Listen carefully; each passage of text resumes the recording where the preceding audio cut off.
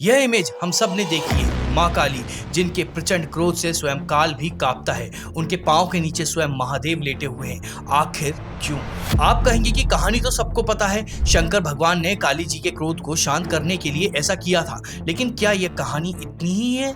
क्या हो अगर मैं आपसे कहूँ कि इस एक छवि में एटम बम के पीछे का सिद्धांत छुपा हुआ है, न्यूक्लियर फिजन का एक रहस्य छुपा हुआ है, जिसे समझने में आधुनिक विज्ञान को सदियां लग गई। सुनकर शायद आपको झटका लगे, लेकिन यह सच है। हमारे पुराण में लिखी ये कहानियां केवल कथाएं नहीं, बल्कि ब्रह्मांड की मौलिक ऊर्जा मतलब फंडामेंटल एनर्जी और उसको नियंत्रित करने का एक वैज्ञानिक ब्लूप्रिंट है। जो कहानी आपने आज तक सुनी है वो अधूरी है। असली सच तो आपके होश उड़ा देगा, और इस सच को समझने के लिए हमें उस कहानी की शुरुआत में जाना होगा जहां से इस अनियंत्रित ऊर्जा का जन्म हुआ। एक ऐसे राक्षस की कहानी जिसका अंत करना असंभव था।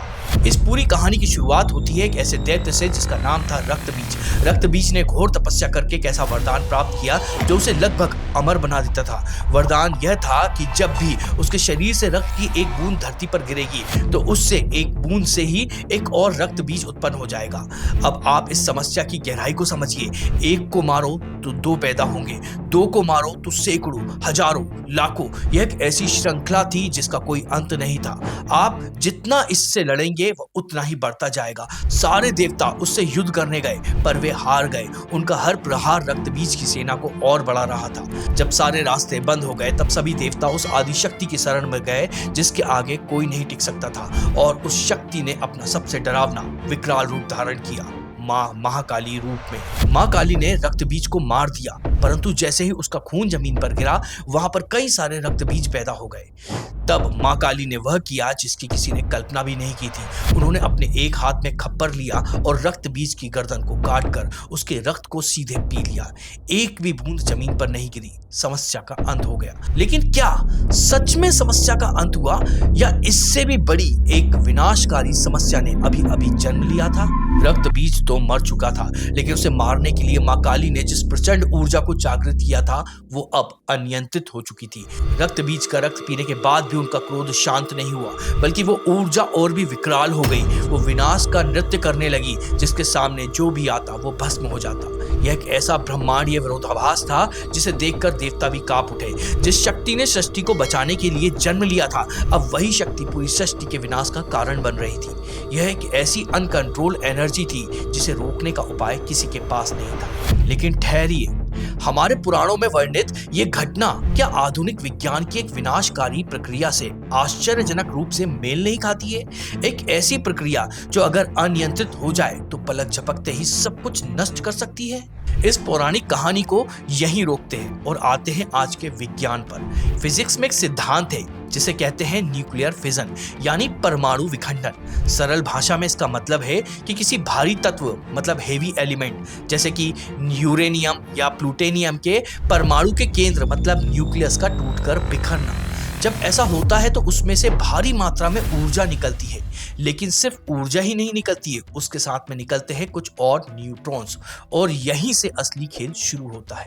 यह एक न्यूट्रॉन्स अपने पास रखे दूसरे परमाणु के केंद्र से टकराता है मतलब न्यूक्लियस से टकराता है और उसे भी तोड़ देता है, और फिर उस टूटे हुए परमाणु से निकलती है और ज्यादा ऊर्जा, और कुछ और नए न्यूट्रॉन्स भी पैदा होते हैं। यह प्रक्रिया एक श्रृंखला की तरह चलती चली जाती है, रुकने का नाम ही नहीं लेती है। ठीक वैसे ही जैसे रक्तबीज के खून की हर बूंद से एक रक्तबीज पैदा हो सकता था। विज्ञान की भाषा में इसे कहते हैं चेन रिएक्शन, और अगर ये चेन रिएक्शन अनियंत्रित हो जाए तो यह वही विनाशकारी शक्ति बनती है जिसे हम एटम बम के नाम से जानते हैं। तो अगर रक्तबीज का बढ़ना एक अनकंट्रोल चेन रिएक्शन है और माँ काली का क्रोध उस रिएक्शन से निकली विनाशकारी ऊर्जा है, तो आधुनिक विज्ञान में इस ऊर्जा को कैसे रोका जाता है? इसका जवाब पौराणिक कथाओं और आधुनिक विज्ञान दोनों में एक ही है, नियंत्रण मतलब कंट्रोल करना। चलिए वापस उस कथा पे चलते हैं। जब माँ काली का क्रोध ब्रह्मांड को भस्म करने वाला था तब वहां आए महादेव शिव, लेकिन उन्होंने माँ काली से युद्ध नहीं किया। आप एक ऊर्जा से लड़कर उसे शांत नहीं कर सकते हैं, उन्होंने कुछ और किया। वह उस अनकंट्रोल ऊर्जा के रास्ते में आकर लेट गए। क्रोध में विनाश का नृत्य कर रही माँ काली ने यह नहीं देखा और उनका पांव सीधे शिव की छाती पर पड़ गया। जिस क्षण उनका स्पर्श महादेव से हुआ उन्हें अपनी भूल का एहसास हुआ, उनका क्रोध शांत हो गया। यह प्रलयंकारी ऊर्जा उसी क्षण रुक गई।